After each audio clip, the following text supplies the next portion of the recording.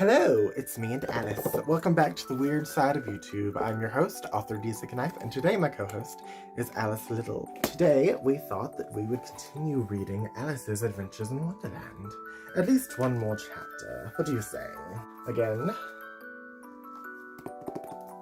Lovely, lovely, lovely. This has also got Through the Looking Glass, and if you don't know, it's by Lewis Carroll. That is his pen name. I'm not sure what his real name is. However, it does not matter, because we are going to read The Pool of Tears. Yes, indeed. Now, these videos are not for children. I do have a very adult sense of humor, and I do not shy away from that. So, if you are a parent putting this on for your child, don't. Thank you. Alright.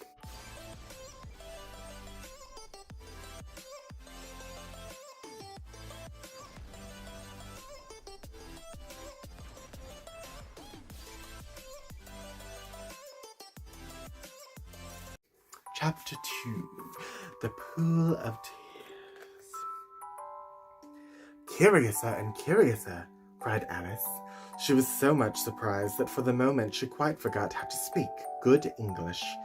Now I'm opening out like the largest telescope that ever was. Goodbye, feet. For when she looked down at her feet, they seemed to be almost out of sight. They were getting so far off. Oh, my poor little feet, I wonder who will put on your shoes and stockings for you now, dears. I'm sure I shan't be able. I shall be a great deal too far to trouble myself about you. You must manage the best way you can, but I must be kind to them, thought Alice. Or perhaps they won't walk the way I want to go. Let me see. I'll give them a new pair of boots every Christmas. Alice dissociates a fucking lot, which is why I believe, one of the reasons why I believe Alice's Adventures in Wonderland is about mental health. It can really be about anything because it's nonsensical writing. It's the birth of nonsensical writing. Anyway, let's continue. And she went on planning to herself how she would manage it. They must go by the carrier, she thought, and how funny it'll seem, sending presents to one's own feet, and how odd the directions will look. Alice's right foot, Esquire, hot shrug near the fender with Alice's love. I think that's what that means. S-E-S-Q. I think that's like a... This is a present to my foot name tag, perhaps? Oh dear, what nonsense I'm talking.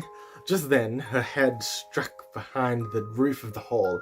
In fact, she was now more than 9 feet high, and she at once took up the little golden key and hurried off to the garden door. Poor Alice. It was as much as she could do, lying down on one side to look through into the garden with one eye, but to get through was more hopeless than ever. She sat down and began to cry again. You ought to be ashamed of yourself, said Alice. A great girl like you, she might well say this, to go on crying this way. Stop this moment, I tell you. But she went on all the same, shedding gallons of tears. Was a large pool all around her, about 4 inches deep and reaching half down the hall. I forgot to show images. There's a very beautiful drawing, yes indeed. And this is another image of the white rabbit running down the hallway. I don't know why it's there, it's very misplaced. After a time, she heard a little pattering of feet in the distance, and she hastily dried her eyes to see what was coming. It was the white rabbit returning, splendidly dressed, with a pair of white kid gloves in one hand and a large fan in the other. He came trotting along in a great hurry, muttering to himself as he came, Oh, the Duchess, oh, won't she be savage if I've kept her waiting. I was wrong, he did just come down the hallway. I thought I already left the door. Alice felt so desperate that when she was ready to ask help of anyone. So when the rabbit came near her, she began in a low, timid voice, If you so please, sir. The rabbit started violently and dropped the white kid gloves and the fan and scurried away into the darkness as hard as he could go. Rude! Alice took up the fan and gloves, and as the hall was very hot, she kept fanning herself all the time she went on talking. Dear, dear, how queer everything is today. and yesterday things went on just as normal. I wonder if I've been changed in the night. Let me think. Was I the same when I got up this morning? I almost think I can remember feeling a little different. But if I'm not the same, the question is, who in the world am I?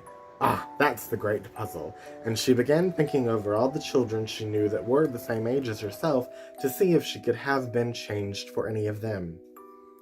Replaced by them, I think.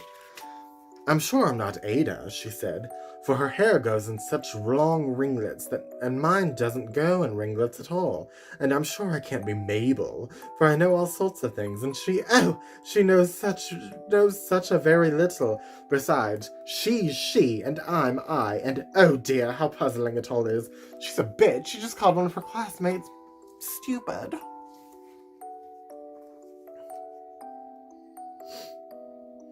I'll try if I know all the things I used to know. Let me see. 4 times 5 is 12, and 4 times 6 is 13, and 4 times 7 is... Oh dear! I shall never get to 20 at this rate.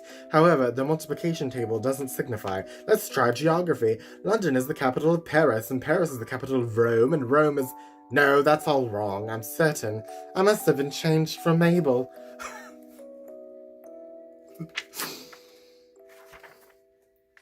I'll try and say, how doth the little... And she crossed her hands in her lap, as if she were saying lessons, and began to repeat it, but her voice sounded hoarse and strange, and the words did not come the same as they used to do. How doth the little crocodile improve his shining tail, and pull the watches of the Nile on every golden scale? How cheerfully he seems to grin, how neatly spread his claws, and welcome little fishies with gently smiling jaws.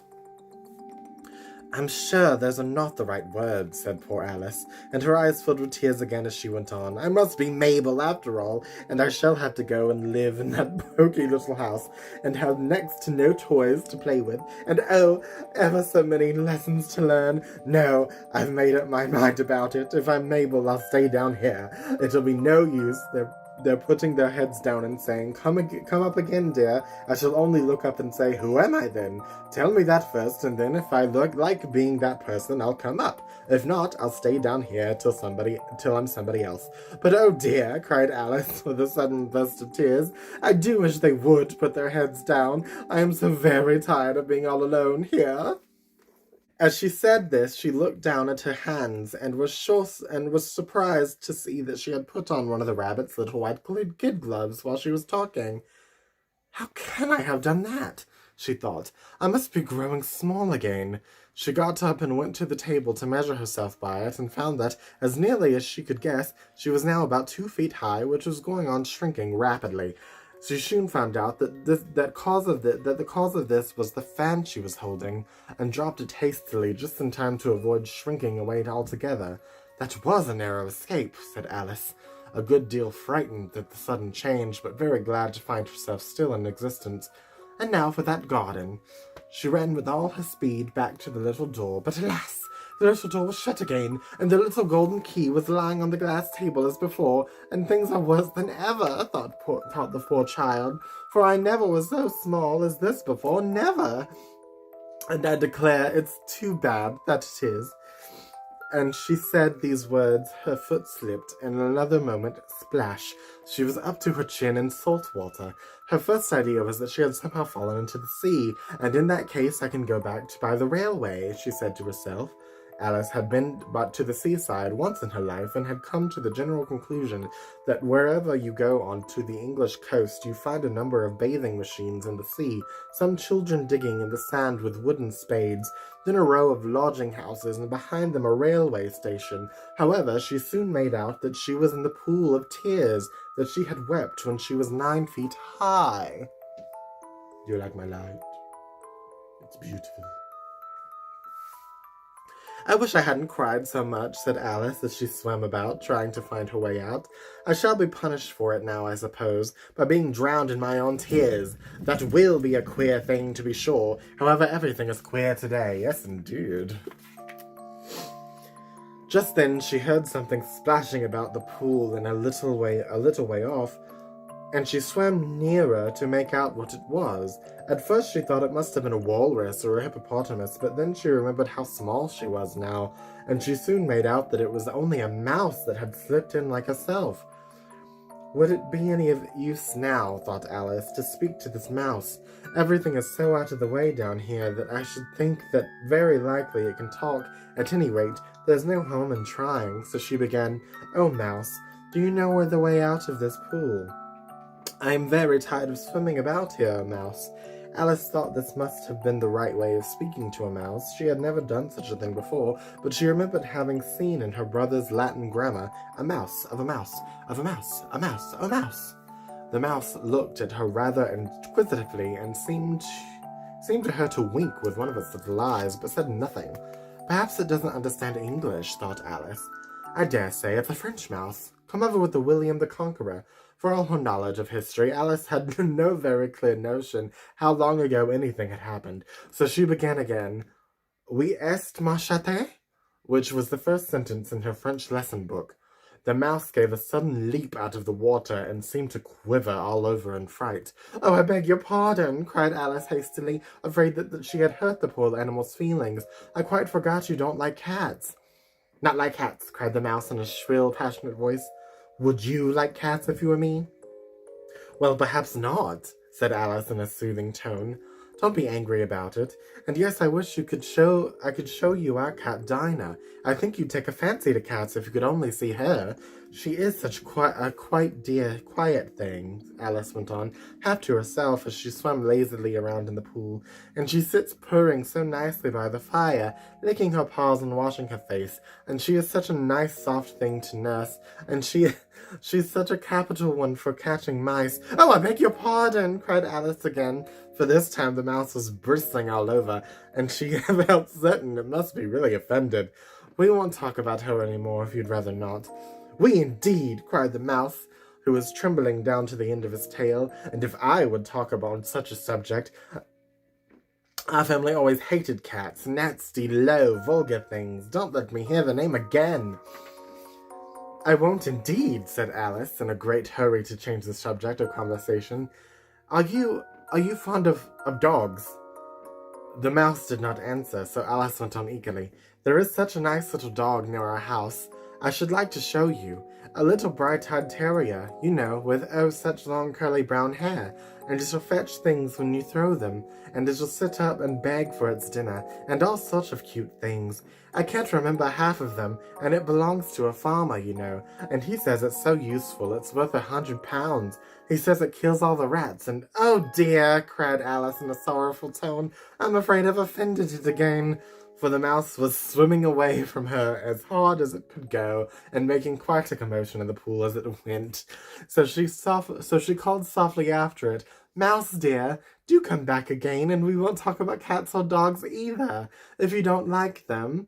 When the mouse heard this, it turned around and swam slowly back to her. Its face was quite pale with passion, Alice thought, and it said in a low, trembling voice, "Let us get to the shore, and then I'll tell you my history, and you'll understand why it is that I hate cats and dogs." It was high time to go, for the pool was getting quite crowded with the birds and animals that had fallen into it. There was a duck and a dodo and a lory and an eaglet, and several other curious creatures. Alice led the way, and the whole party swam to the shore. And next time we will continue with a caucus race and a long tail, chapter 3. And I do hope you enjoyed this video. If you did, please like and subscribe for dear Alice, because she is very terrified at this moment in Wonderland, wandering around helplessly. It will help her if you subscribe, because the more people that subscribe, the more I will be willing to read this book. And as soon as I finish this book, Alice will be free. So, I hope you guys like this video. Next time we will read chapter 3, which is the caucus race.